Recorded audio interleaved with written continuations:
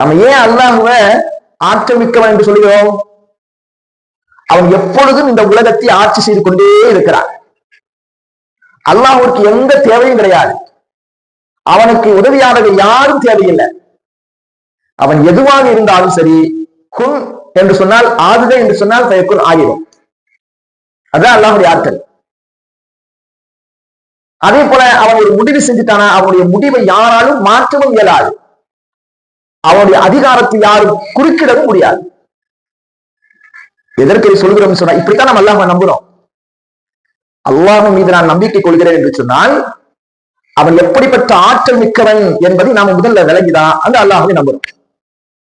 அல் குர்ஆனில் அல்லாஹ் ரப்பல் ஆலமீன் தன்னுடைய ஆற்றலை பற்றி பேசுகின்ற பொழுது 5வது அத்தியாயத்துடைய 120வது வசனத்தில் அல்லாஹ் சொல்றான், லில்லாஹி முல்கு ஸமாவாத்தி வல் அர்தி வமா ஃபீஹின்ன வஹுவ அலா குல்லி ஷைஇன் கதீர். வானங்கள் பூமி மற்றும் அவற்றின் இருப்பவற்றின் ஆட்சி அல்லாஹ்வுக்கே சொந்தம். அவனே எல்லா பொருட்கள் மீதும் பேராற்றல் உடையவனாக இருக்கிறார் என்று அல்லாஹ் சொல்கிறார். அப்போ அல்லாஹ்வை நாம் எவ்வாறு நம்பிக்கை கொள்ள வேண்டும் என்று சொன்னால், அல்லாஹ் மிகப்பெரிய ஆற்றல் மிக்கவன். அவன் ஒன்றை ஆகு என்று சொன்னால் அது ஆகிவிடும். அவனுடைய முடிவை யாராலும் என்ன செய்ய முடியாது, மாற்ற முடியாது.